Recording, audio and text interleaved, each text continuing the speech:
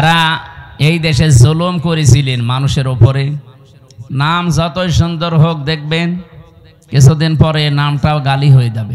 এখন অলরেডি গালি হয়ে গেছে। কাউকে যদি আপনি রাগাতে চান শুধু বলবেন হাসিনা, রেগে যাবে। হ্যাঁ, আপনি দেখেন, আমি জেলে থাকাকালীন আমার মেয়েটাকে আমি রেখে গিয়েছিলাম 7 মাস, এখন প্রায় 4.5 বছর হয়ে গেল তার বয়স। এই ফিরে এসে ওর নাম, ওর সামনে যদি এই নাম বলি, ও আগেই কথা তো এখন বলতে শিখেছে, ওই সময় তো আর কথা বলা শিখে না। এখন দেখি এই নাম শুনলে কেমন করে, অথচ জীবনে আমার মনে হয় সামনাসামনি কোনোদিন তার হয়নি। এই নামটা ঘৃণিত করে দিয়েছে কেন? পৃথিবীতে আপনি এখন 6 জনের নাম পাবেন, এদের নাম শুনলে তামাম দুনিয়ার, সে যেই হোক, ধর্ম তার আলাদা থাকতে পারে, ও ঘৃণার চোখে দেখবে তার নামটা। 1 নম্বরে 3 জন পরপর আমরা ইহুদির নাম পেয়েছি। হিটলার একে মুসলমান না খ্রিস্টান? খ্রিস্টান ছিল। 2 নম্বরে নাম এসেছে এখন এই যেটা চলছে নেতানিয়াহু।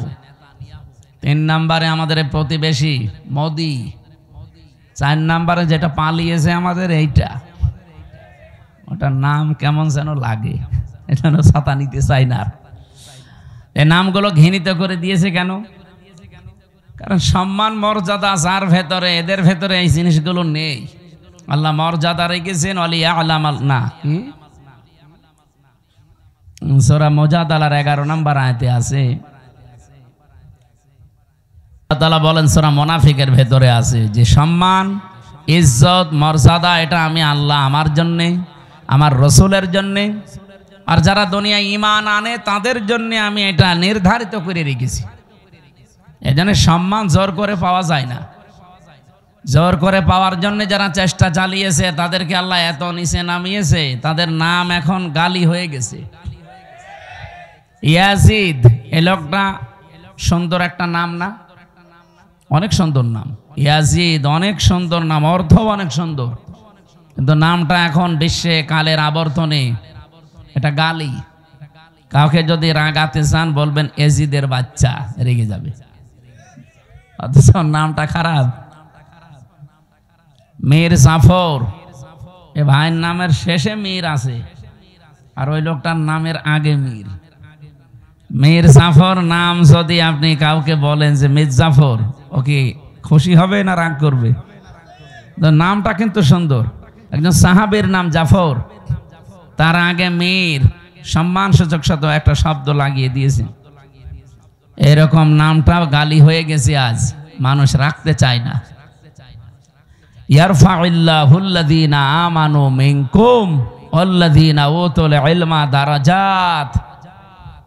এই পৃথিবীতে যারা ঈমান আনার পরে তাদের যোগ্যতা, জ্ঞান এগুলো অনুযায়ী টিকে থাকতে পারে, আমল করা মানে কাজ করা, টিকে থাকা, আল্লাহ বলেন এই মানুষগুলো দিন যত যাবে তার মর্যাদা তত বাড়তে থাকবে।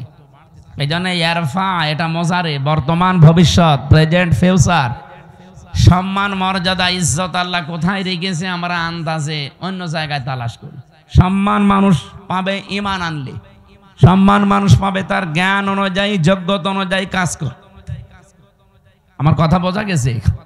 এখন যদি বলেন যে যাদের ঈমান নেই তাদেরও তো মানুষ সম্মান দেয়, সামনাসামনি সম্মান দিলে পেছনে যেয়ে দেখবেন তার অত্যাচারের কারণে এমন গালি দেয়। আমি একটা উপন্যাস পড়ছিলাম, এই হাজ্জাজ বিন ইউসুফ লোকটা একটা লোক ছিল দুনিয়ায়, এটা এত জালেম, মানুষের আসল নাম ভুলে গিয়েছিল। ওই সময় মানুষ ডাকতে হয়েছে ওর নামই জালেম।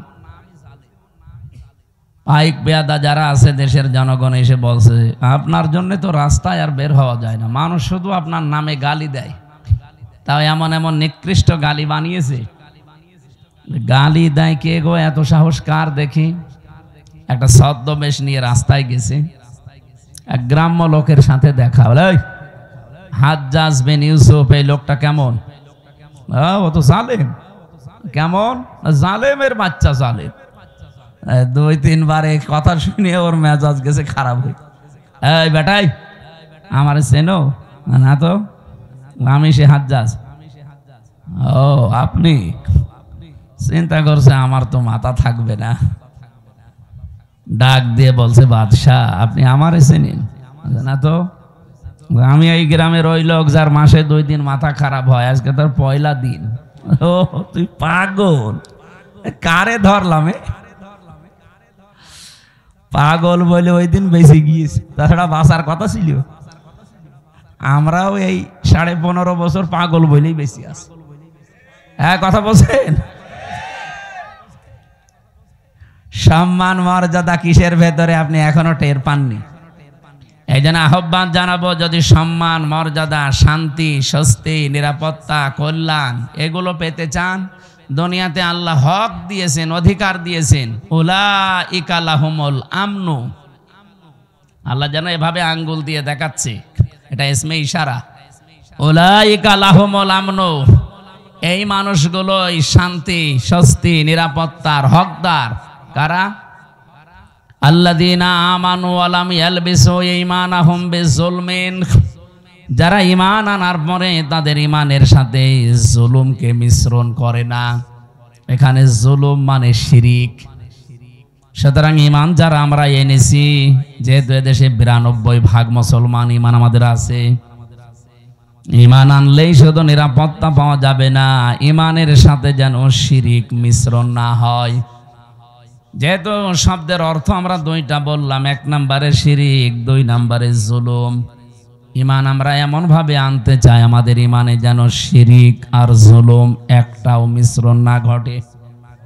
কি কথা বলেন না কেন? এতটুকু বলার পরে আল্লাহ শেষ করে দেননি। আল্লাহ পাক বলেন, উলাইকা লাহুমুল আমনু ওয়া হুম মুহতাদুন, এই মানুষগুলোই নিরাপত্তা, শান্তি, স্বস্তি পাওয়ার হকদার এবং এরা হেদায়েতের উপরে আছে। কথাটা ছোট্ট, কিন্তু এর ব্যাখ্যা এত বেশি আছে কোরআনে। আজ আমরা নিরাপত্তাহীন হয়ে যাচ্ছি দিন দিন। 24-এর এই জুলাই আগস্টের বিপ্লবের পরে যাই চলছিল, হঠাৎ দৃশ্য কিন্তু পাল্টিয়ে যাচ্ছে। আমরা নিরাপত্তার বলয় থেকে বের হয়ে যাচ্ছি। এর সবচাইতে বড় সমস্যা হয়ে দাঁড়াচ্ছে এখন আমাদের প্রতিবেশী নামে কলঙ্ক, এই মুশরিকরা। 2 নম্বরে ওই যে 7 সমুদ্র 13 নদীর উপর থেকে আরেকটা দল চেষ্টা চালাচ্ছে।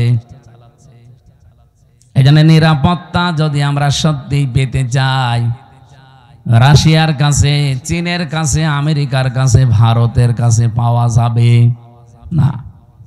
আমাদের যেহেতু আরেকটা জগতে বিশ্বাস আসে, সেই হিসাবে বলছি, এই পৃথিবীর ময়দান আমরা নিরাপত্তা পেতে চাই কার কাছে?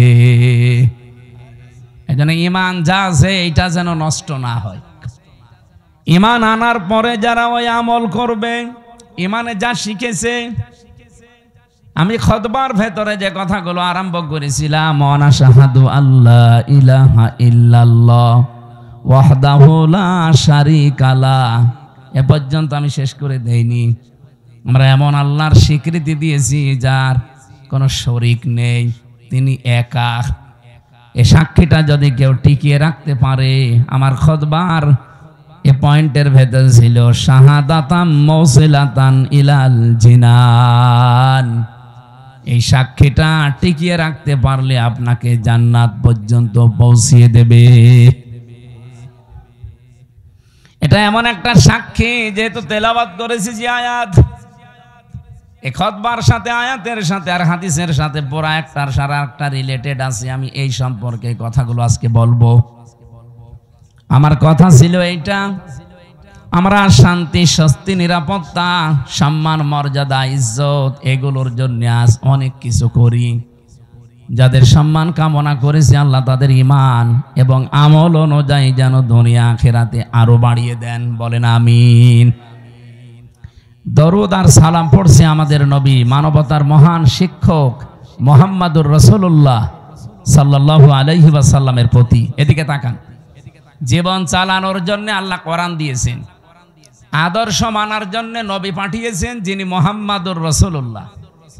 ও বাংলার মুসলমানেরা, এই দুইটা জিনিস আমাদের সামনে থাকার পরে পৃথিবীতে কার আইন মানার জন্য আপনি চেষ্টা চালান বলেন তো? আপনি কি পাগল না মাথা খারাপ? দুনিয়া চালাতে আল্লাহ আইন বানিয়ে পাঠিয়ে দিয়েছেন। আমরা যে সংবিধান বানাবো কে দিয়ে, সেই নামে আল্লাহ একটা সূরায় দিয়েছেন, সূরা ফুরকান। সংবিধান, ফুরকান মানে কি? সংবিধান। ৭৭টা আয়াত আছে এখানে, ৭৩টা ধারা আছে।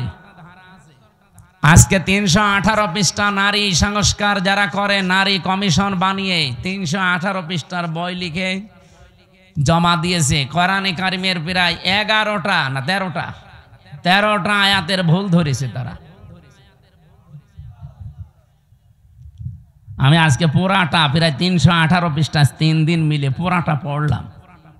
এই ৩১৮ পৃষ্ঠার ভেতরে আমার মতো ছোট মাথা, তাই আমি 13টা ভুল পেলাম যে কোরআনের ডাইরেক্ট বিরুদ্ধে, আর বাকিগুলো হাদিসের বিরুদ্ধে।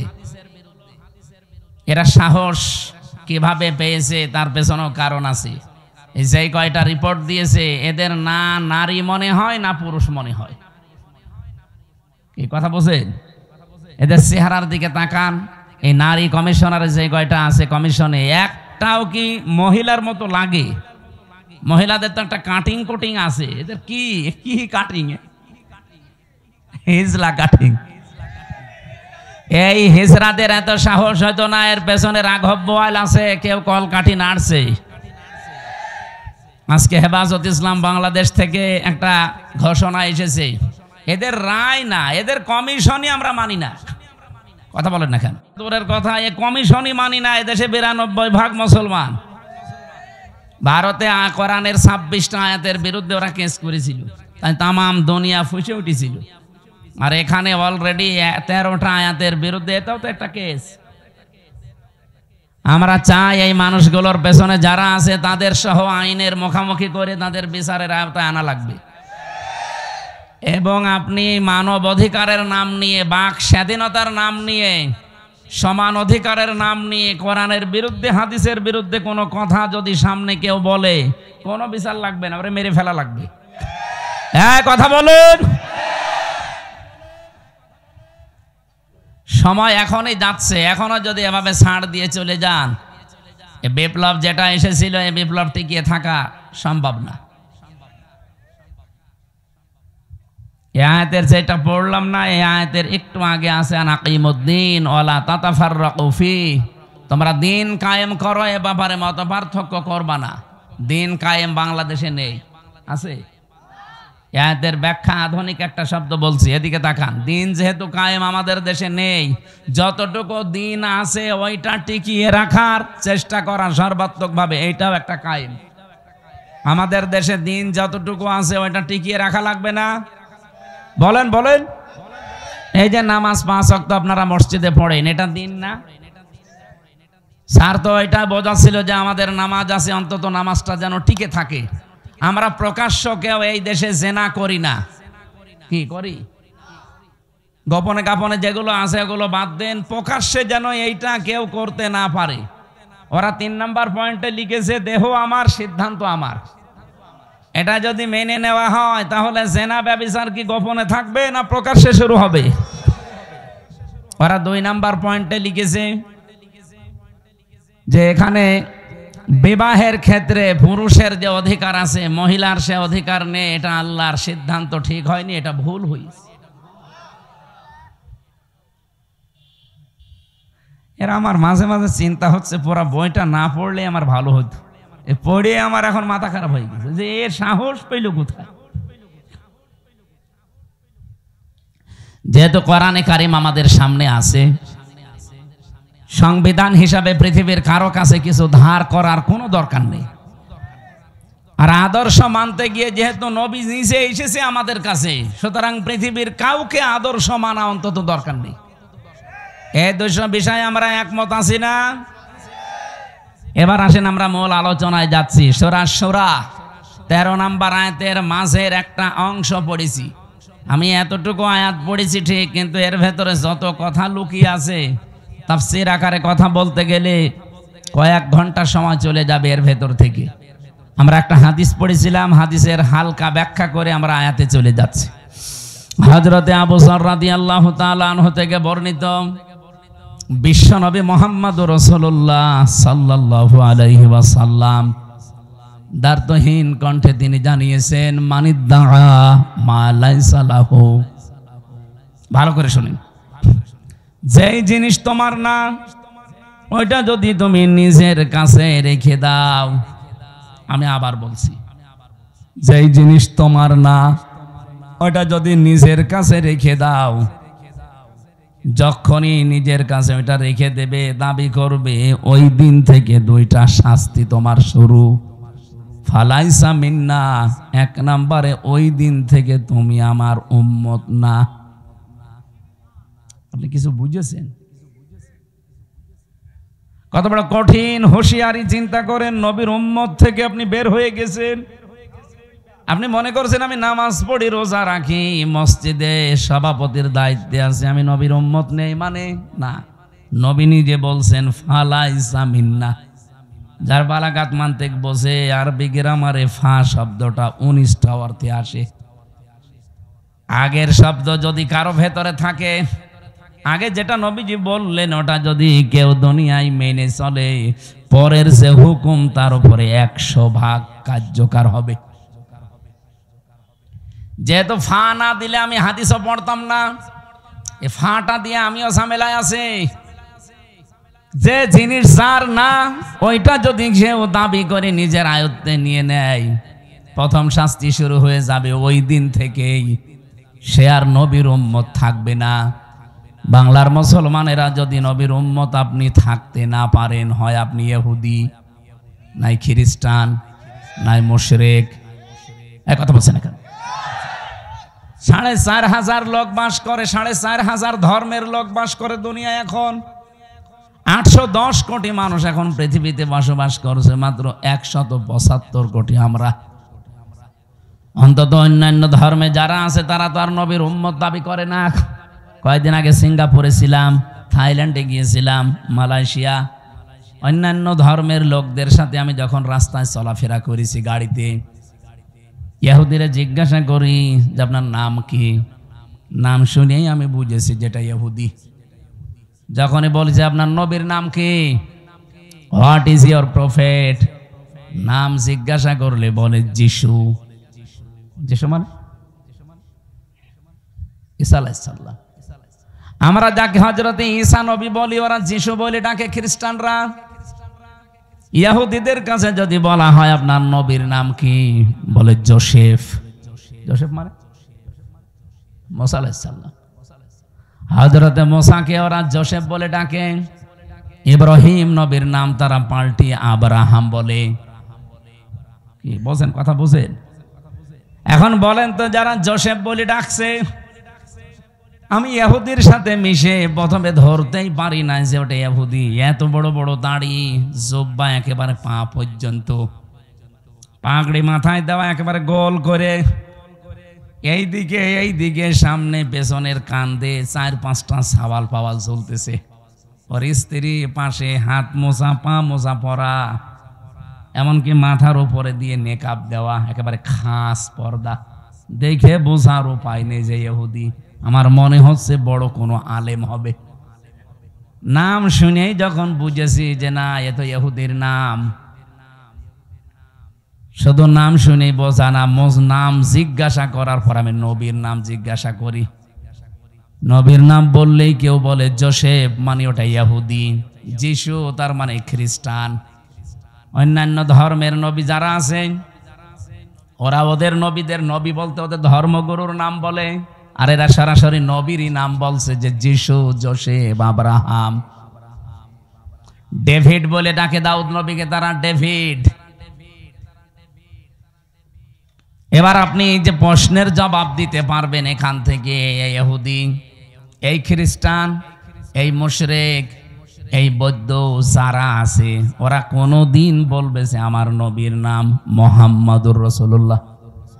বলেন বলেন। তাহলে নবীজির হাদিস ছিল কি, যারা নিজের না এরকম জিনিস নিজের আয়ত্তে নিয়ে নেন, ওই দিন থেকে আপনি আর নবীর উম্মত নেই। কথাটা এখন আপনি ক্লিয়ার না, এই জন্য আপনার কিছুই মনে হচ্ছে না। আমি পড়ি আমার ভয় লাগে। 2 নাম্বারটা তো আরো কঠিন, বলে তাবাওয়া মাকআদাহু মিনান নার, সে যেন জাহান্নামে নিজের একটা স্থান তৈরি করে নিল। বাংলাদেশ সহ বিশ্বের দিকে তাকান, আজ কত মানুষ যেটা তার না জোর করে নিজের আয়ত্তে নিয়ে নিচ্ছে। এই যে ইসরায়েল, বলেন তো 1940 সালে তাদেরকে থাকতে দিয়েছিল খালি গায়ে খালি পায়ে, এই শয়তানরা সারা দুনিয়ার কেউ তাদের ন্যায় নিয়ে ইহুদিদের। আমরা যেমন আজ রোহিঙ্গাদের থাকতে দিয়েছি দয়া করে মানবতার খাতিরে, এরা 1940 সালে এদের খালি গায়ে খালি পায়ে থাকতে দিয়েছিল। অথচ শয়তানরা এখন তাদেরকে বাড়ি ঘর থেকে উৎখাত করে দখল করে নিচ্ছে।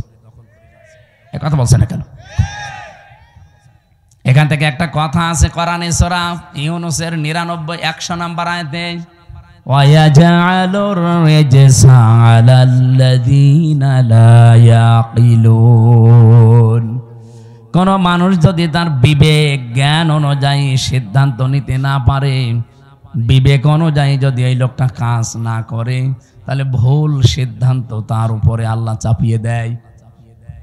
এই নেতানিয়াহু নামে এই শয়তান, এই কোলাঙ্গার, এই জঘন্যতম পৃথিবীর মানুষ নামে একটা কলঙ্ক। এই লোকটা তার নিজের ইচ্ছা মিটাতে গিয়ে আজ যে ভুল সিদ্ধান্ত নিয়েছে, এটার কারণে আজ পুরা ইসরায়েল দাবানল চলছে। ওরা 108টা মেশিন ফিট করেছে, উন্নত পানি দিচ্ছে, কত স্প্রে দিচ্ছে না, জাহাজ পর্যন্ত পুড়ে ছাই হয়ে যাচ্ছে। কারণ আগুন তো আর হামজা লাগায়নি, কে লাগিয়েছে? কারণ আল্লাহর সিদ্ধান্তের বাইরে অবস্থান নিয়েছেন। বারবার পৃথিবীর মানুষ সতর্ক করেছিল যে এদেরকে থামান, নিজেদের যা আছে অতটুকু নিয়ে থাকেন না, ওরা সব দখল করে নিজের আয়ত্তে নিয়ে নেবে। ঠিক এই সিস্টেম এখন চালু করেছে ওরা এক ভাই, এ নরেন্দ্র মোদী। আমাদের বাপ দাদাদের দেওয়া হাজার হাজার বিঘা জমি জায়গা, যেগুলো মসজিদ, মাদ্রাসা, খানকা, ঈদগাহ, গোরস্থানের জন্য ওয়াকফ করা ছিল, ওই শয়তানরা এখন এসে ওইগুলো সব একটা অবৈধ আইন পাশ করে সব দখল করে ভেঙ্গে গুড়িয়ে দিচ্ছে। গোবিন্দ পরামানিক গত পরশুদিন দেখবেন একটা লাইভ করেছে, হিন্দু মহাজোটের মহাসচিব এই লোকটা গোবিন্দ চন্দ্র পরামানিক। লাইভে বলছিল যে এই মোদী নামে এই মাতালটাকে হিন্দু সম্প্রদায় যারা পৃথিবীতে আছেন তারা একে থামান। এই মাতাল যা করছে পৃথিবী বসবাসের অযোগ্য হয়ে যাচ্ছে। অলরেডি ভারতে দাঙ্গা লাগিয়ে দিয়েছে। কি কথা বলছেন এখন? যেহেতু প্রতিবেশী তো এ বাতাস আসলো বলে দেশে, কারণ ওদের সাথে কারোর মিল নেই। আপনি দেখেন ভারতের সাথে এই যে মালদ্বীপ, নেপাল, ভুটান, পাকিস্তানের তো নেই, আফগানিস্তানের সাথে একটা বর্ডার ছিল তাও মিল নেই, মায়ানমারের সাথে মিল নেই, চীনের সাথে মিল নেই, আমাদের সাথে মিল ছিল, বুবু ছিল, বুবু নেই, মিল নেই। বুবু ওখান থেকে যে কি করছে, জামিল মহব্বত একটু হয় আবার কেটে যায়। এজন্য কারোর সাথে যেহেতু ওদের সম্পর্ক ভালো না, মিল মহব্বত নেই, এই জন্য আমার মনে হচ্ছে এই বাতাস এই দেশেও আসলো বলে। সাম্প্রদায়িক সম্প্রীতি নাকি এই দেশে চলে না, নেই, অথচ তামাম দুনিয়ায় আছে যে এই দেশে আগস্টের 5 তারিখের পর থেকে এই 9 মাসে সব চাইতে সাম্প্রদায়িক সম্প্রীতি বৃদ্ধি হয়েছে। এতদিনও হতে পারেনি শুধু ওদের কারণে। একটা রিপোর্ট পেয়েছিলাম, 100 ভাগের প্রায় 58 ভাগ সম্পদগুলো বুবু এবং তারা যারা আছে দায়িত্বে, তারা হিন্দুদের এবং অন্যান্য ধর্মের মানুষের সম্পদগুলো তারা বিভিন্ন কায়দায় আত্মসাৎ করেছে, মেরে খেয়েছে, বাংলা যেটা বলে। আমি এই রিপোর্ট নিজে বানাইনি, আপনি পত্রিকার রিপোর্টগুলো আমি নিজে নিজে পড়েছি, সেইটা একটু বললাম। যেহেতু এই 9 মাসে এগুলো আর হচ্ছে না, এই জন্য অনেকের মাথা খারাপ হয়ে গেছে যে না কিছুই তো হয় না, এভাবে চললে তো টিকে যাবে। এই জন্য বিভিন্ন ধোয়া তোলে মাঝে মাঝে। বুবু ওখানে বসে বসে 27টা কুলু তৈরি করেছিল বাংলাদেশকে অস্থিতিশীল করার জন্য, একটাও কাজে লাগে না। কখনো রিকশা লীগ, কখনো আনসার লীগ, কখনো হেলমেট লীগ, বিভিন্ন নাম নিয়ে তারা নামতো, যে দেশকে অস্থিতিশীল করে দিলে বিশ্বের মোড়লরা যেন বলতে পারে এই দেশ আর বসবাসের যোগ্য না। আর পাশে আমাদের প্রতিবেশী দাদারা তো আছেই। কোরআনে কারিমে আল্লাহ কড়া ভাষা দিয়েছেন, লা তাজিদান্না, লামে তাকিদ নুনে সাকিলা।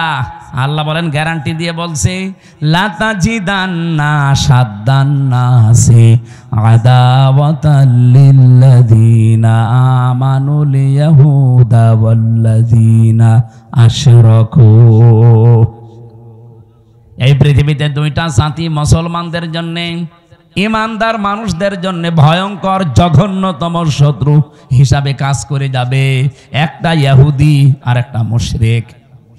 আপনি তামাম দুনিয়ার দিকে তাকান, মুসলমানদের কিন্তু এই দুইটাই শত্রু এখন জঘন্য, একটা ইহুদি আর একটা কি, এই যে আমাদের পাশে দাদা বাবুরা যারা মুশরিক, এরা অন্যের সম্পদগুলো দখল করে নিচ্ছে।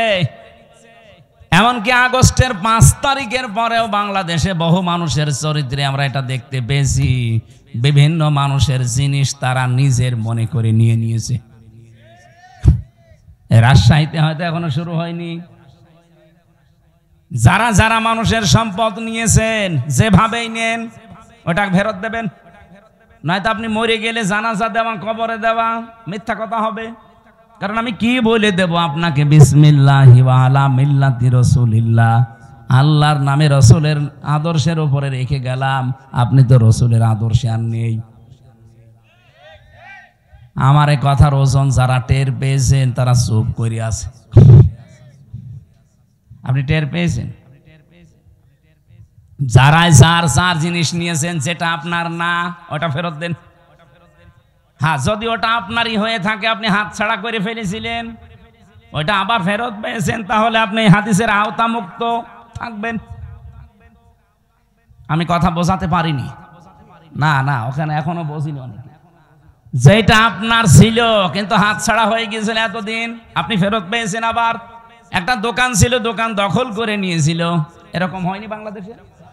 ওই দোকান ফেরত পেয়েছেন, আপনি হাদিসের যে শাস্তি, যে আপনি নবীর উম্মত থাকবেন না, না আপনার জন্য না, কারণ আপনার জিনিস আপনি ফেরত পেয়েছেন।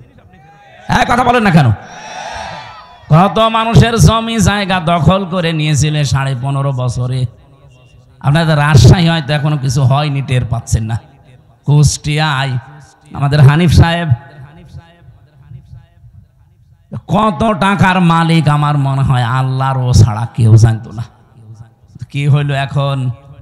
বাড়ি পর্যন্ত এখন উজাড় গৃহ হয়ে গেছে। আমার মনে হয় হানিফ সাহেবের বাড়ির দিকে আল্লাহ আঙ্গুল এভাবে দিয়ে কোরআনের আয়াত নাজিল করিস, যদিও এটা এখন না, 1500 বছর আগের। পাবেন এটা 19 নাম্বার পারা, 20 নাম্বার পৃষ্ঠার 7 নাম্বার লাইনের 52 নাম্বার আয়াতে আছে, ফাতিলকা বুয়ুতুহুম খাবিয়াতাম বিমা যালামু। আল্লাহ বলেন, এই সেই ঘরগুলো। কোন ঘর? এখন যদি বলেন এখানে হানিফ সাহেব, ইনু সাহেব, এদের নাম কই? না, নাম আছে, কিন্তু এদের বাপ দাদাদের নাম আছে। এদের বাপ দাদা যারা, যাদের পরিচয় আল্লাহ আয়াতে দিয়েছেন, তারা এরকম জুলুম করেছে নফসের ওপরে, মানুষের ওপরে, সৃষ্টি জগতের ওপরে, তাদের নামে দেওয়া আর এদের নামে দেওয়া একই। কারণ কোরআনে তো আর আয়াত নাজিল হবে না কিয়ামত পর্যন্ত, এইটাই চলবে। আল্লাহ তাআলা বলেন, এই সেই ঘরগুলো খাবিয়াতাম বিমা যালামু। আমার প্রশ্ন ছিল কি বলেন তো, জালেমদের এত বড় শিকড় যদি কেটে ফেলা হয়ে যায়, আগামীতে যারা চেয়ারে বসবেন, কারা বসবেন আমরা জানি না, যারাই বসবেন সাবধান, জনগণের ওপরে যেন জুলুম না হয়, তাহলে 5 বছর পরে আপনার বাড়িও শ্মশান হয়ে যাবে। এ পর্যন্ত বুঝেছেন নাকি হাঁ করে আছেন? সুতরাং যার যা জিনিস নিয়েছেন, চুরি করে হোক, ডাকাতি করে হোক, চাঁদাবাজি করে হোক, যা নিয়েছেন যেটা আপনার না ওটা ফেরত দেন। হ্যাঁ, যদি আপনার জিনিস আপনি ফেরত পান অসুবিধা নেই। এই যে ইসলামী ব্যাংক, যাদেরটা তারা ফেরত পেয়েছে। অনেকে বলছে না এটা চিন্তায় হয়েছে। চিন্তা হয়েছে মানে ইসলামী ব্যাংকে আপনার বাবার নাকি? যাদের ব্যাংক তারা ফেরত পেয়েছে, তাদের মাথার ঘাম পায়ে ফেলে টাকা দিয়ে ব্যাংক করা। কথা বলেন না কেন? ব্যাংক যাদের তারা ফেরত পেয়েছে, জিনিস যার সে যদি ফেরত পায় এই হাদিসের আওতা মুক্ত থাকবে সে। কিন্তু আপনার জিনিস না, আপনি বাবা শাহজালাল সব হালাল বলে দখল করে নিচ্ছেন। এটা যারা করেছেন আগামীতে ফেরত দিয়ে দেন কালকেই, নাই তো আপনি নবীর উম্মত আর নেই। আপনি মরে গেলে আমারে দিয়ে জানাজা না, কাবার ইমাম দিয়ে জানাজা পড়িয়ে মাটি দেবেন, কবরে আযাব শুরু হয়ে যাবে। এরপরেও যদি কেউ না বোঝার ভান করে থাকেন, এদিকে আসেন, আসেন, এমন জোরে কানের নিচে দুইটা দেব না, সব টের পেয়ে যাবেন। যাব না। আল্লাহ যেন নিজে আঙ্গুল দিয়ে এভাবে ইশারা দিয়ে জানাতে চাচ্ছিলেন, হে পৃথিবীর মানুষেরা একটু এই দিকে তাকান। আমি আয়াতটা আগস্টের 5 তারিখের পর থেকে মিলিয়েছিলাম যে হ্যাঁ মিলে যাচ্ছে। আল্লাহ আমার মনে হয় বাংলাদেশের এই 64 জেলার 630টা থানার দিকে এভাবে দেখিয়েছেন, এই সেই ঘরগুলো। আল্লাহ যেহেতু বাইতুন দেয়নি বয়ুত বহু বছর, এই সেই ঘরগুলো। কি এই ঘর? কি খাবিয়াতান, জনশূন্য হয়ে আছে। একটু দেখো, এটা পরিত্যক্ত করে দিয়েছি। শুধু পরিত্যক্ত না, জনশূন্য না, এটা আজ উজাড় গৃহ হয়ে গেছে। এখানে আর কেউ কোনো আওয়াজ শুনতে পাও? কবরের পাশ দিয়ে গেলে যেমন কোনো আওয়াজ নেই, এই জালেমদের বাড়ির পাশ দিয়ে গেলেও কোনো আওয়াজ পাওয়া যায় না। আল্লাহ বলেন বিমা যালামু, এদের জুলুমের কারণে এদের এই জায়গা পর্যন্ত এখন অভিশপ্ত হয়ে গেছে। আমি তো কুষ্টিয়ার 2 জনের বললাম, আপনি সারা বাংলাদেশের দিকে তাকিয়ে বলেন তো, হালত অবস্থা কিন্তু একই। কি কথা বলেন না কেন?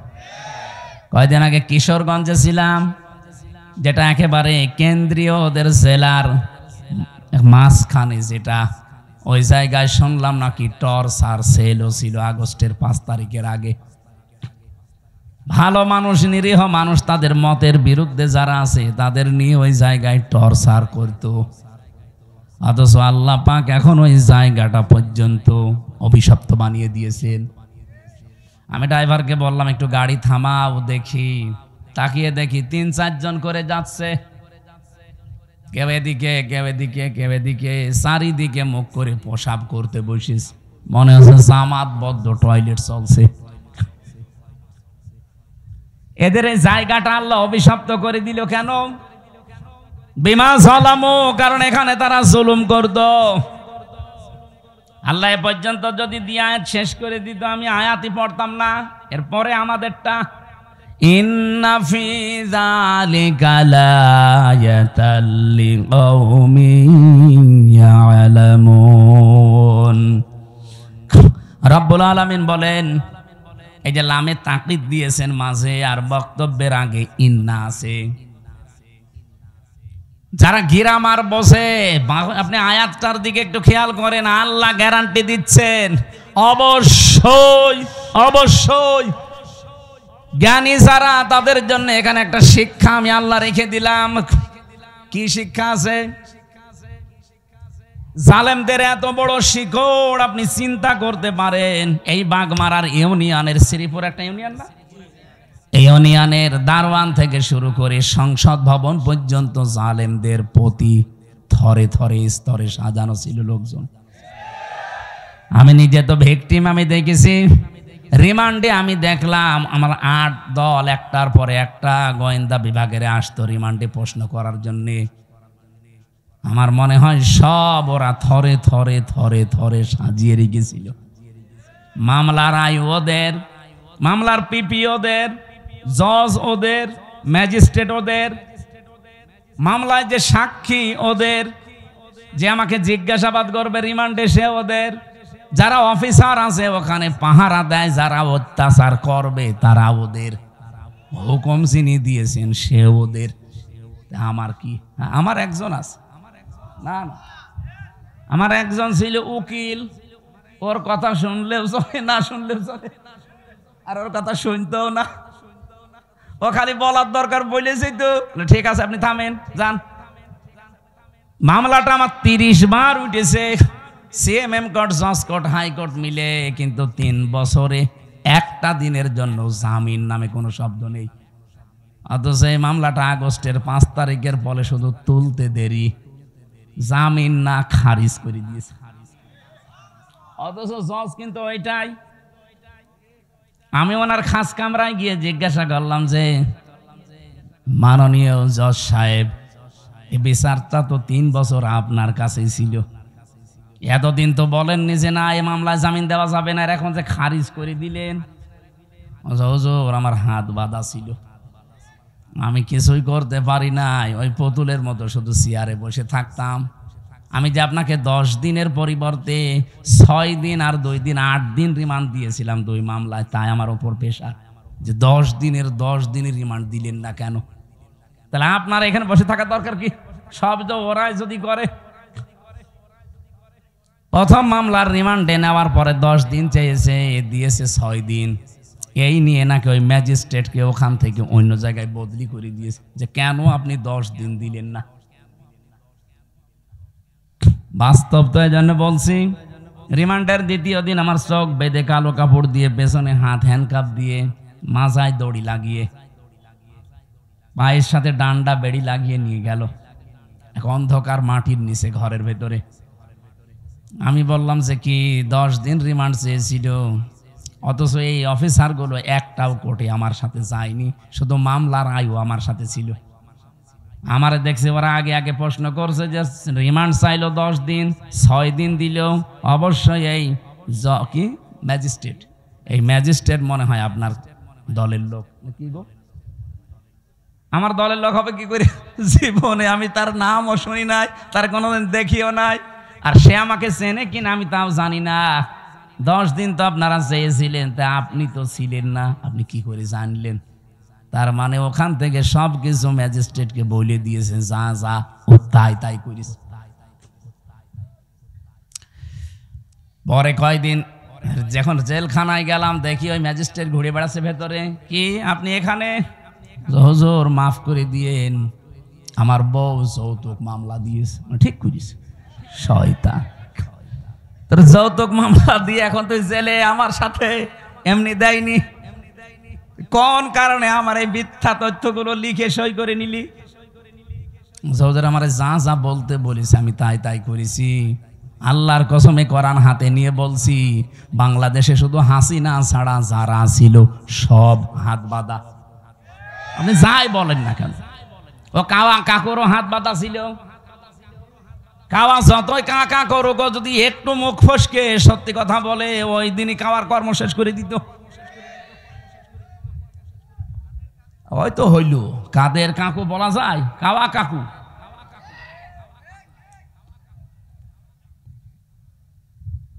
বলেন তো, এই যে স্তরে স্তরে সাজিয়ে রেখেছিল সব জায়গায়, কোনদিন ঘূর্ণাক্ষরও চিন্তা করেছে যে আমাদের এগুলো কোনদিন হারিয়ে যেতে পারে? কোরআনে কারিমে আমি আয়াত পড়েছি, সূরা আনআম 7 নাম্বার পারা 12 নাম্বার পৃষ্ঠার 4 নাম্বার লাইনের 45 নাম্বার আয়াতের প্রথম অংশে আছে, ফাকুতিআ দাবিরুল কওমিল্লাযিনা যালামু। রব্বুল আলামিন বলেন, জালেমদের শিকড় কাটা হয়ে গেছে। কেটেছে কে? না না, আল্লাহ না। কুতিয়া এটা মজহুল, এর ফাইল জানা নেই। জালেমদের শিকড় যে কাটা হয়ে গেছে, কেটেছে কে? আপনি কি আলেম? এখানে আলেমরা বসে আছে না? মৌলানা, কুতিয়া এর ফাইল কে? জানা নেই, কেউ জানে না। জালেমদের শিকড় কাটলো কে? আপনি হানিফের বাড়ি এখন যে জিজ্ঞাসা করেন যে একটা পায়খানার ইটও নেই, প্যানও খুলে নিয়ে চলে গেল, গেল কে? কেউ জানে না। শুধু কি হানিফের বাড়ি, সারা বাংলাদেশে জালেমদের অবস্থা একই। যায় হালকা পাতলা দুই একটা ছিল। এই ফেব্রুয়ারির 5 তারিখে আজাবুল বুলডোজার নাজিল হয়ে সব শেষ। এ জেলায় নাজিল হয়নি? ওয়ালিয়াতাবাওয়া মাকআদাহু মিনান নার, সে যেন জাহান্নামে নিজের একটা স্থান তৈরি করে নিল।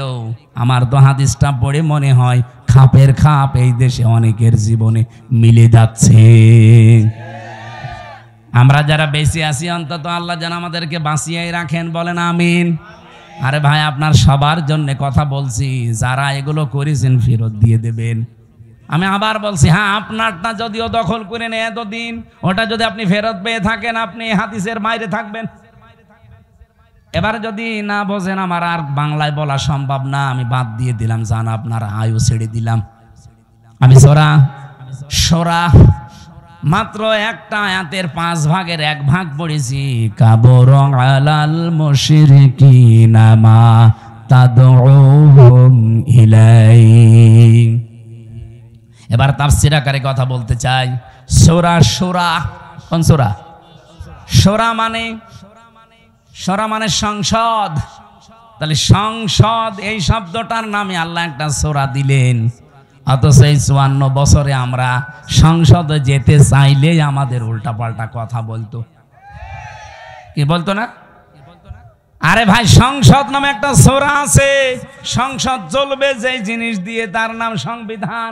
সে সংবিধান নামে একটা সূরা আছে, নাম কি? ফুরকান। সবগুলো যদি আল্লাহ তৈরি করে দিয়ে থাকে, আমরা যেহেতু কোরআন দিয়ে দেশ চালাতে চাই, জীবন চালাতে চাই, এই কথাগুলো আপনাকে বলতে চাচ্ছি।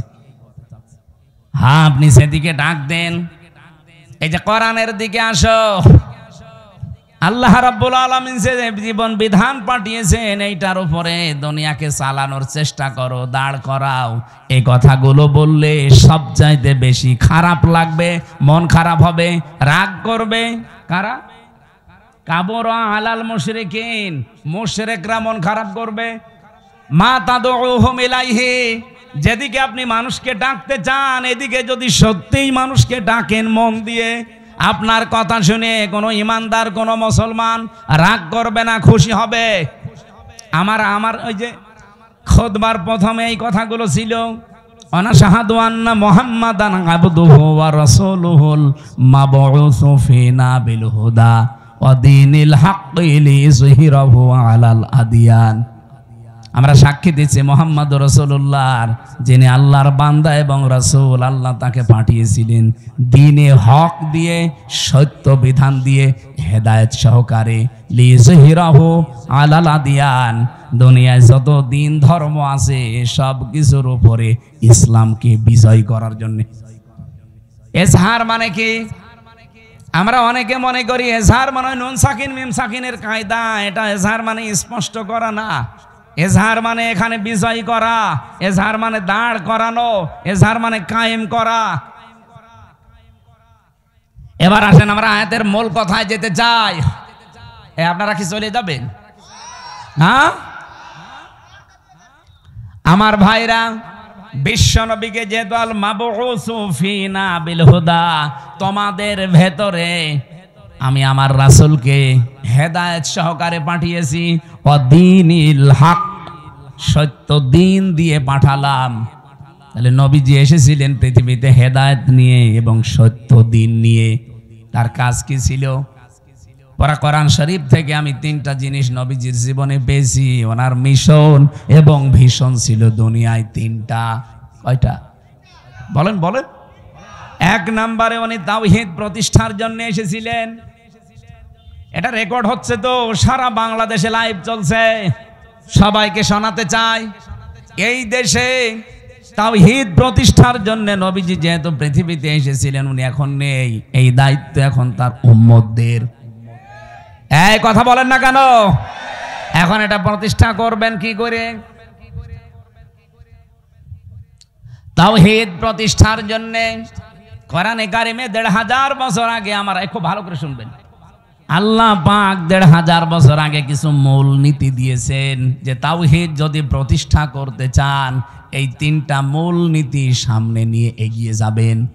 এটা সূরা আলে ইমরানে আছে 3 নাম্বার পারা 17 নাম্বার পৃষ্ঠার 2 নাম্বার লাইনের 64 নাম্বার আয়াতে আছে ওলে আহলাল কিতাবি তাআলাউ ইলা কালিমাতিন সাওয়াইম বাইনানা ওয়া বাইনাকুম আল্লা না'বুদা ইল্লাল্লাহ ইলা আখির আয়াত। রব্বুল আলামিন বলেন নবী আপনি ওই আহলে কিতাবদেরকে ডাক দেন যে আসো আমরা অন্তত 3টা বিষয়ে একমত হই। যেহেতু তোমরা হযরতে মুসা নবীর উম্মতের দাবি করো, কেউ ঈসা নবীর, কেউ দাউদ নবীর, কেউ ইব্রাহিম নবীর, বিভিন্ন রকমের নবীদের নাম বলে তোমরা দুনিয়ার জীবন চালাতে চাও, আসো সবাই মিলে আমরা 3টা বিষয় ঐক্যমত হই।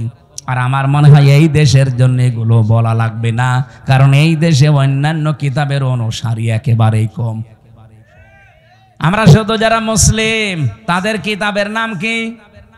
কোরআন। বলেন বলেন। তাহলে এই কোরআন মানা লোক, বাংলাদেশে কোরআন বিশ্বাস করা লোক 92%। 100 জনের 92 জন সুবহানাল্লাহ বলতে পারেন নাই? তাহলে এদের কাছে তো আর ওই কথাই বলা লাগে না যে অন্যান্য কিতাবের লোকেরাও আসেন, ওরা মাত্র 8 ভাগ, আমরা 92 ভাগ। আহ্বান জানাবো আজ আসেন। যেহেতু তাওহীদ প্রতিষ্ঠা নবীজির জীবনের প্রথম মিশন আর ভিশন ছিল, আমরাও তাওহীদ প্রতিষ্ঠা করতে চাই, কিন্তু 3টা জিনিস সামনে নিয়ে এগিয়ে যাওয়া লাগবে। 1 নম্বরে এই 3টা জিনিসকে কায়েম করার জন্য লাগবে ঐক্য। আসেন তো আমরা ঐক্যবদ্ধ হই এই 3টা বিষয় সামনে নিয়ে। আল্লাহ না'বুদা ইল্লাল্লাহ, আল্লাহ ছাড়া কারো ইবাদত। বলেন বলেন। ইবাদত কি? আপনি মন মতো একটা জিনিস বানিয়ে বলবেন যেটা তো ভালোই লাগছে, না ওটা ইবাদত না। আল্লাহর হুকুম থাকা লাগবে আর রাসূলুল্লাহর তরিকা থাকা লাগবে, এর নাম ইবাদত। এই কথা বোঝা যায়নি? এই যে আমার তাহেরি ভাই যে জিকির করে ইবাদত মনে করেই করে, ইয়া আলী বাবা, শাহ আলী বাবা, কেল্লা বাবা, ফতে বাবা, দয়াল বাবা, কোন জায়গায় আছে? তাহলে আমরা যে আজ ঐক্যবদ্ধ হতে চাই, শুধু মুসলমানরাই আমরা ঐক্যবদ্ধ হতে চাই এই কথার উপরে যে আল্লাহ ছাড়া আমরা কারো ইবাদত, কারো জিকির আলোচনা আর করব না। এ বিষয়ে যদি কেউ রাজি থাকেন তাহলে আসতে পারেন যে আমরা আল্লাহ ছাড়া কারো ইবাদত করব না। রাজি আছেন না? হ্যাঁ, এটা রেকর্ড হচ্ছে। যারা রাজি আছেন তারা ঠিক আছেন। 2 নম্বরে ওয়ালা নুশরিকা বিহি শাইয়া, আল্লাহর সাথে আমরা কাউকে শিরিক করব না। এখন শিরিক কি? কথাই বলছি, শিরিকের যত প্রকার আছে পুরাটা যদি আপনি ব্যাখ্যা করতে যান, শিরিক বিল জাত, শিরিক বিল সিফাত, শিরিক বিল ইখতিয়ারা, শিরিক বিল হুকুক, 120 প্রকার তাফসিরে আছে।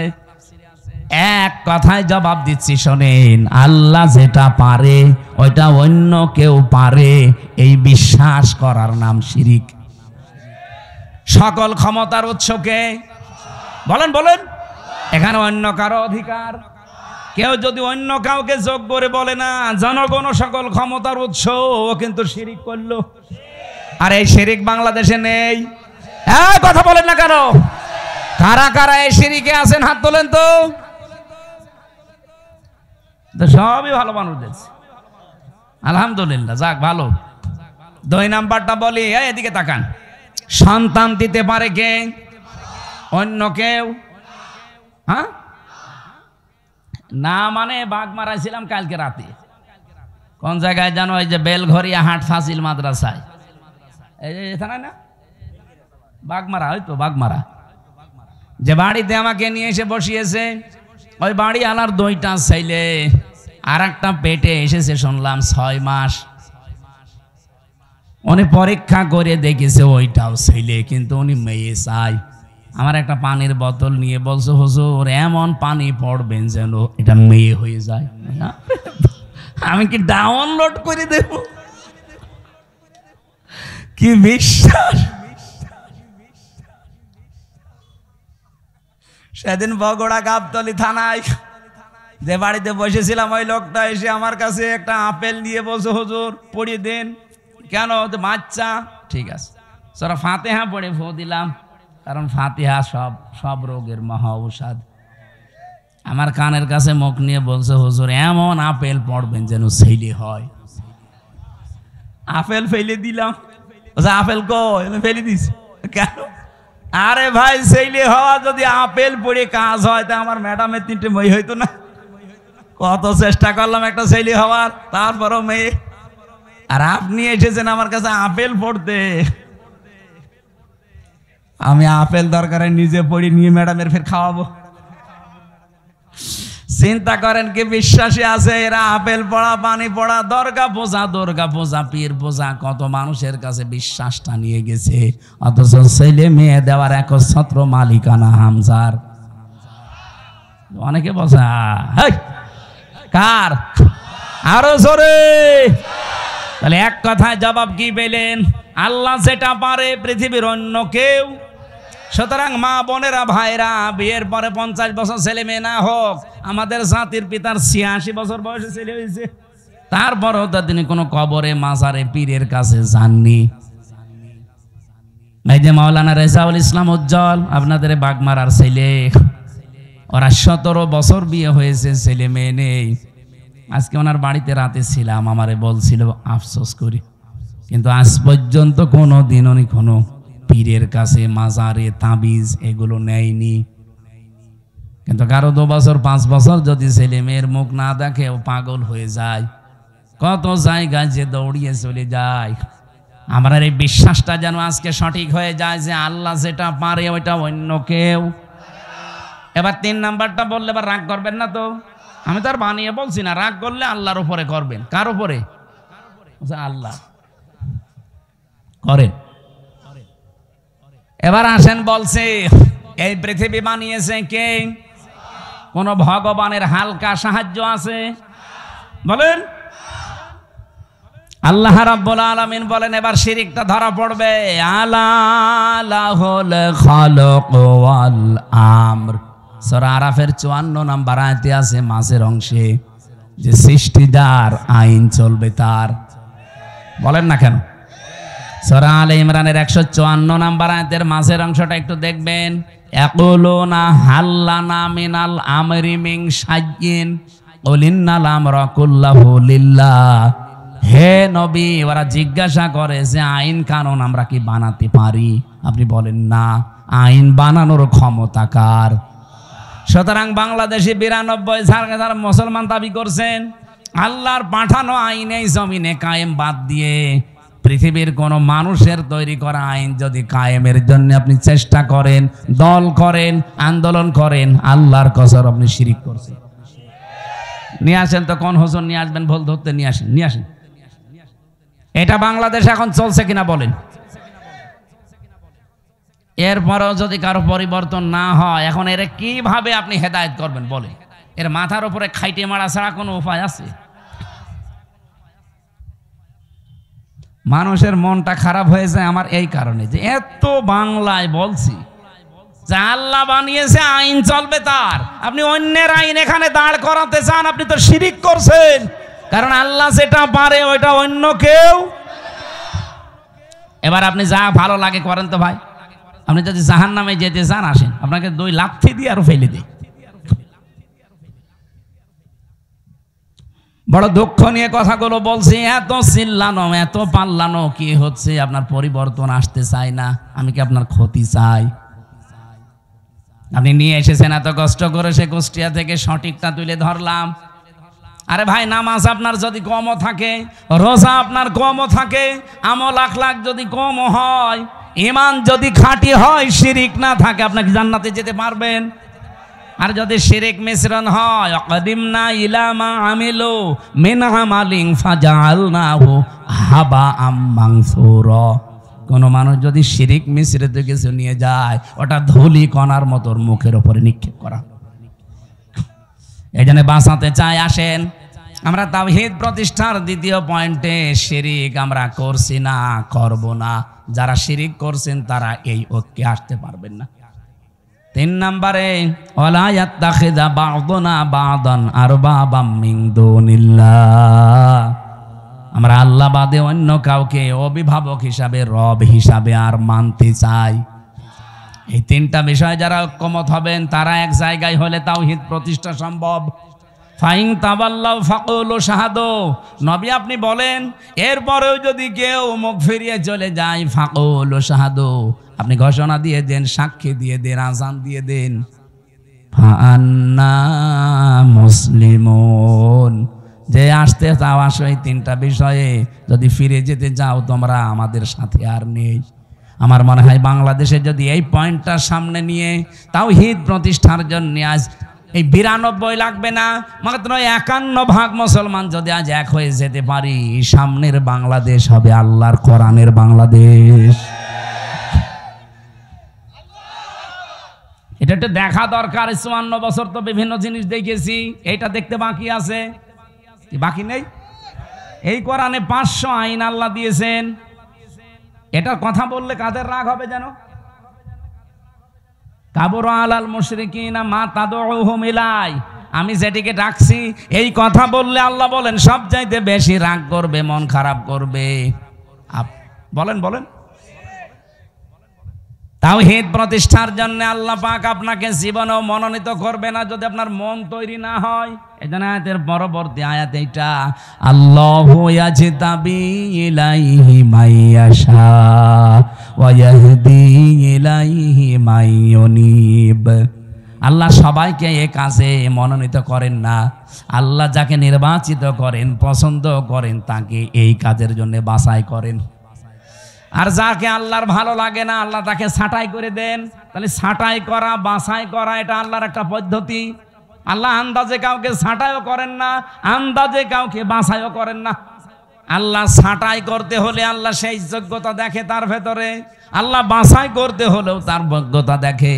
সুতরাং আপনি যদি ফিরে আসার মন তৈরি না করেন, জীবনেও একামতে দিনের কর্মী হিসাবে আল্লাহ আপনাকে বাছাই করবে না।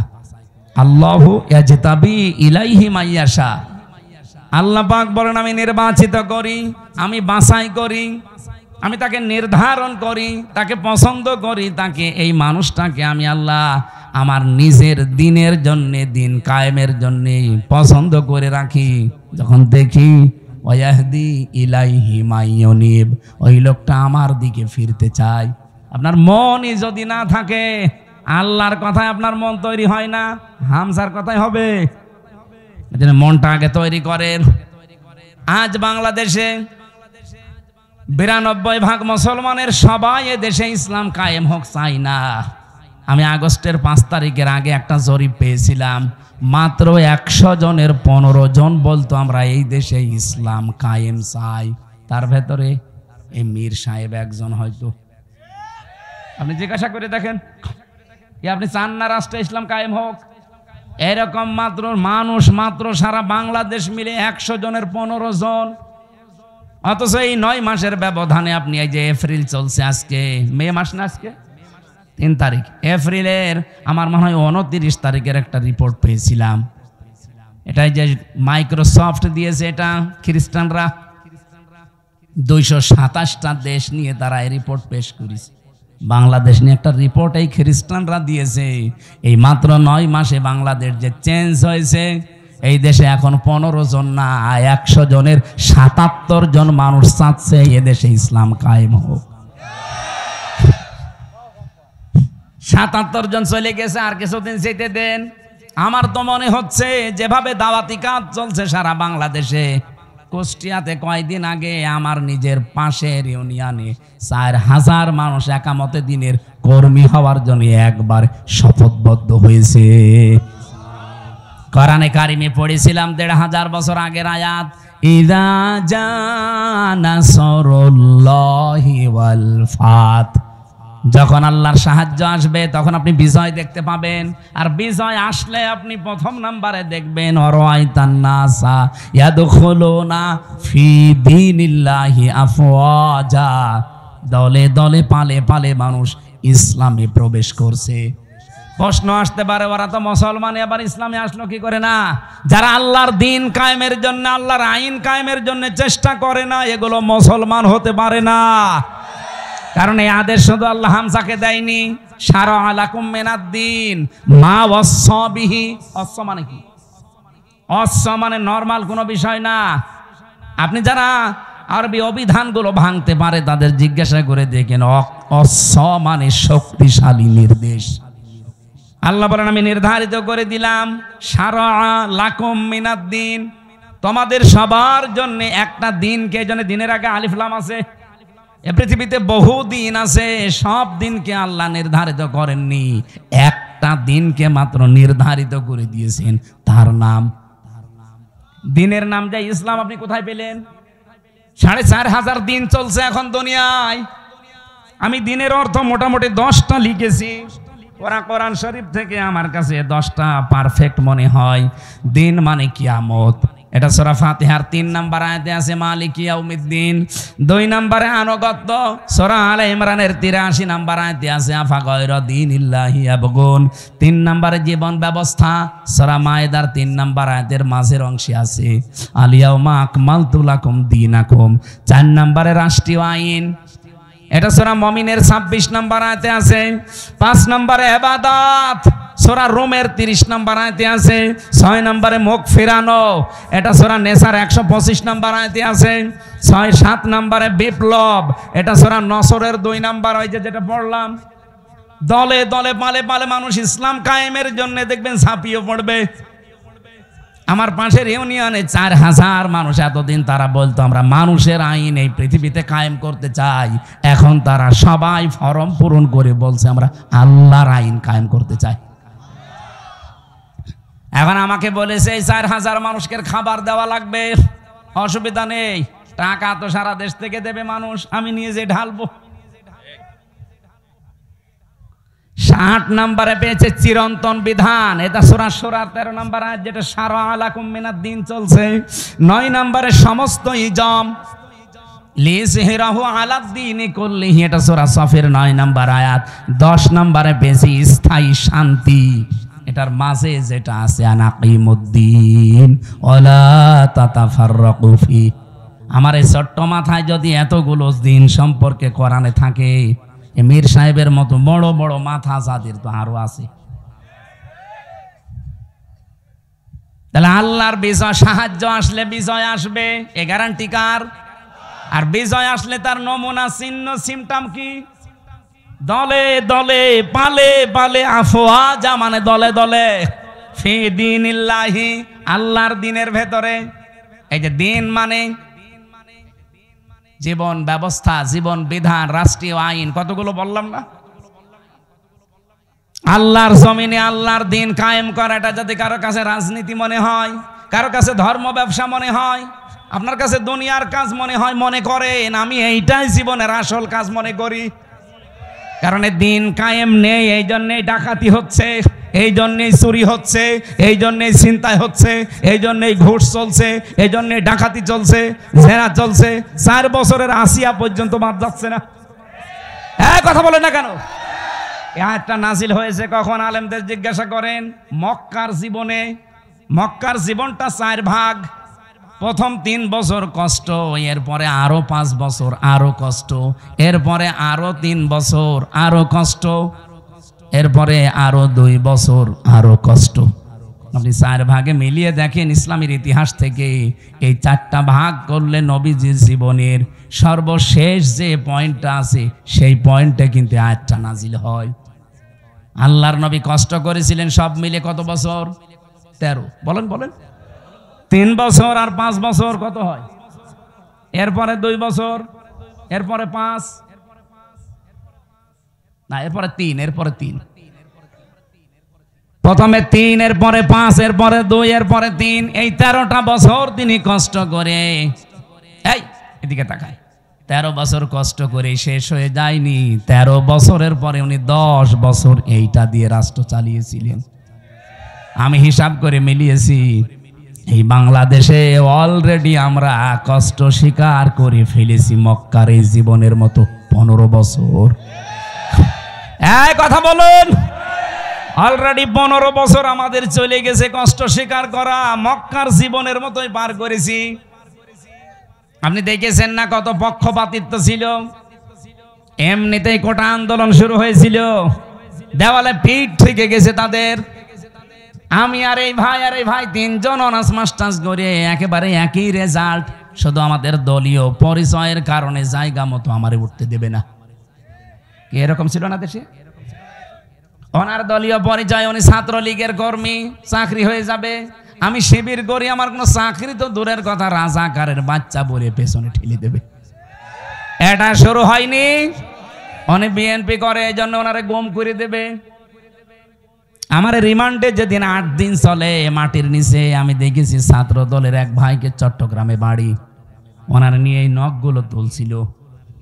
আমারও একটা টিপ দিয়েছিল, এই দেখেন 3.5 বছর হয়ে গেল এখনো পর্যন্ত এই দাগটা মেটে নাই। আর ওই ভাইয়ের তো পুরা নখ তুলেই ফেলেছে। কি চিৎকার দিয়ে, আমার পাশের ছেলে ছিল, কি চিৎকার দিয়ে কাঁদছিল। ভালো মানুষ নিয়ে গেল, আসার সময় দেখি আর নড়তে পারছে না। এই চোখটা বেঁধে নিয়ে নেয়, প্রথমে পেছনে হাত বেঁধে দেয়, যাবার পর এরকম একটা চেয়ারে বসায়, ক্লিপ দিয়ে আটকিয়ে দেয়, হাত পা আটকিয়ে দেয় ক্লিপ দিয়ে, মাথার সাথে একটা বেল্ট লাগিয়ে দেয় যেন আপনি মাথাও নড়াচড়া করতে না পারেন। একটা সুইচে টিপ মারবে, 1 মিনিটে আপনি 120 বার ঘুরবেন। আমার রিমান্ড ওই কাছের ঘরের ভেতরে নিয়ে দেখি এসপি ইমরান ওর নাম। এই লোকটা এসে আমার একটা মেশিন দেখিয়ে বলছে যে এইটা দিয়ে আমরা নখ তুলি, এমন ভাবে যে হাত সেট করা আছে, আপনি তো নড়াচড়া বন্ধ, শুধু মেশিনটা এভাবে লাগিয়ে দেয়। একটা টিপ মারার পরে নখগুলো একবারে সব খুলে চলে আসে। আরে ভাই, নখ খুলে আসলে ছেড়ে দিলে বাঁচি না, ওর উপরে লবণ ছিটিয়ে দেয়। আপনারা তো হাত বাঁধা নড়তেও পারবেন না, বলেন তো নখ যদি খুলে নেয়, ফিনকি দিয়ে রক্ত বের হয়, ওর উপরে লবণ ছিটালে কেমন লাগতে পারে? আমার এক চাপে যদি 3.5 বছরে ভালো না হয়, যার নখ পোড়া তুলে ফেলেছে, ওর কি অবস্থা? শিবিরের শফিকুল ইসলাম মাসুদ ভাই, বিশেষ করে দেলাওয়ার ভাই, আমার যে রিমান্ডে নিয়েছিল অফিসার, ওনারও দায়িত্বে ছিল, বলছে ফুটবলের মতো পিটিয়েছি, ওরে খালি লাত্তিয়েছি। ওর নাম ডিসি নজরুল ইসলাম মোল্লা, আর একজনের নাম হচ্ছে ডিসি মশিউর। আর আমার দায়িত্বে ছিল আসাদুজ্জামান, কাউন্টার টেররিজমের প্রধান, এই শয়তান গোপালগঞ্জের মাল। ওরা যদি আমি একা একা কোনো জায়গায় পাই না, মুসলমানই দিয়ে দেবো। আর শয়তান দেলাওয়ার ভাইকে যে পিটিয়েছে, সে আমারও দায়িত্বে ছিল। বলছে যে তার আছে, তার গরম করে যখন আগুনে লাল টক টক করে, ওইটা ওর ননু দিয়ে ঢুকিয়েছে।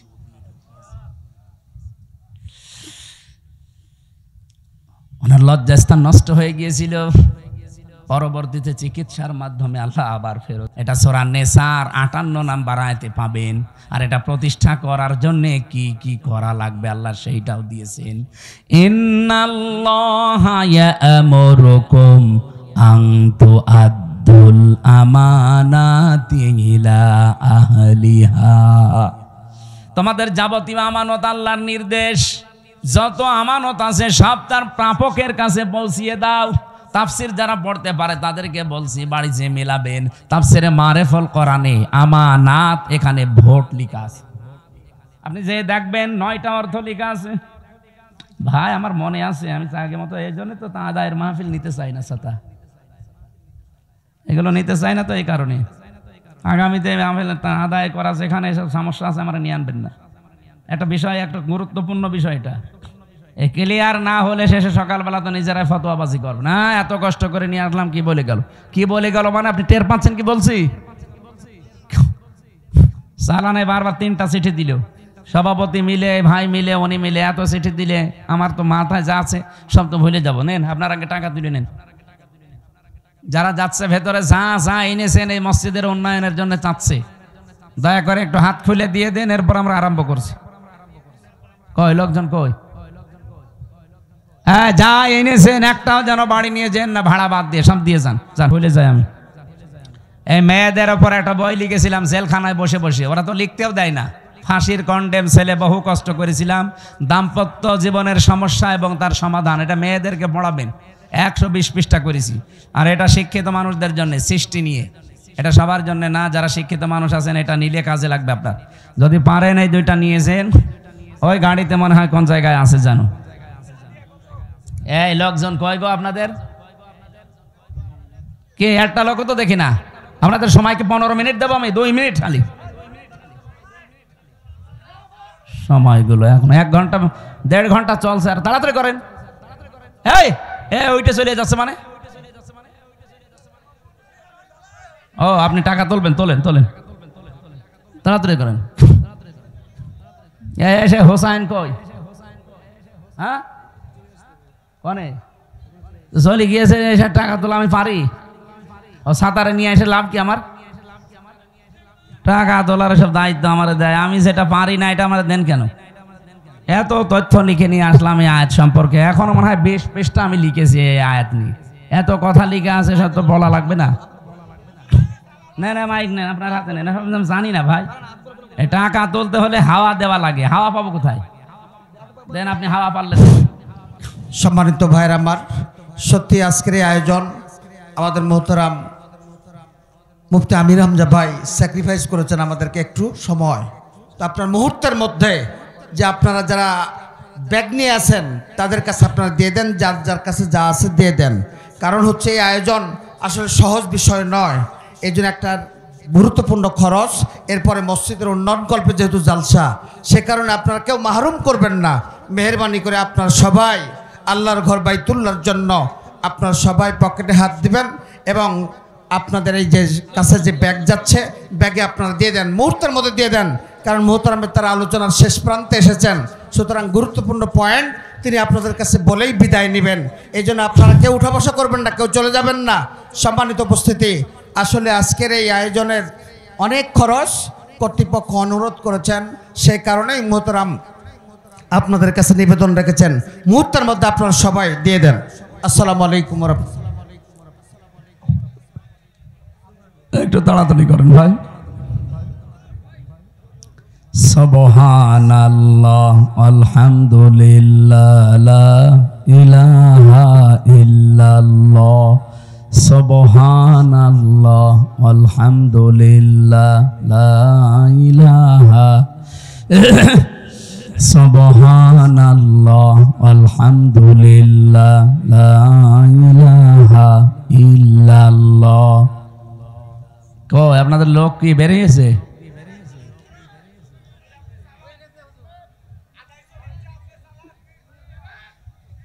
যারা ভেতরে আছেন একটু বের হয়ে যান তো ভাই, টাকা তোলা হয়ে গেলে বের হয়ে যান, জানছেন? সুবহানাল্লাহ আলহামদুলিল্লাহ লা ইলাহা ইল্লাল্লাহ, সুবহানাল্লাহ আলহামদুলিল্লাহ লা ইলাহা ইল্লাল্লাহ মুহাম্মাদুর রাসূলুল্লাহ। ওয়াইদা হাকামতুম বাইনান নাস, মানুষের ভেতরে যখন বিচার করবেন, ফয়সালা দেবেন, আন তাহকুমু বিল আদলি, যেন ন্যায় বিচার করতে পারেন।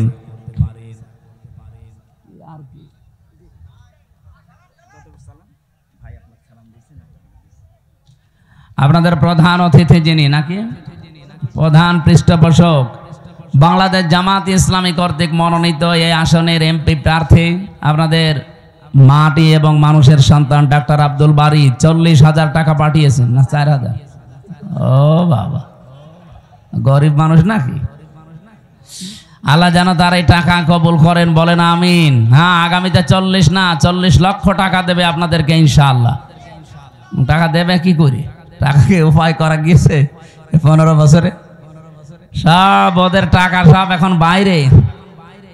আমরা তো এই বাইরের দেশে যে দেখতেছি, শয়তানরা টাকা কামাই করেছে, পাঁচিয়েছে, পাচার করেছে, কিন্তু এখন ভোগ করতে পারে না। যে হোটেলে চোরের মতো থাকে, যে দেশে যায় দেখি চোরের মতো বসে আছে। কি দাদা এখানে? হুজুর দোয়া করেন, আমি আগেই পালিয়েছি। আগে আপনি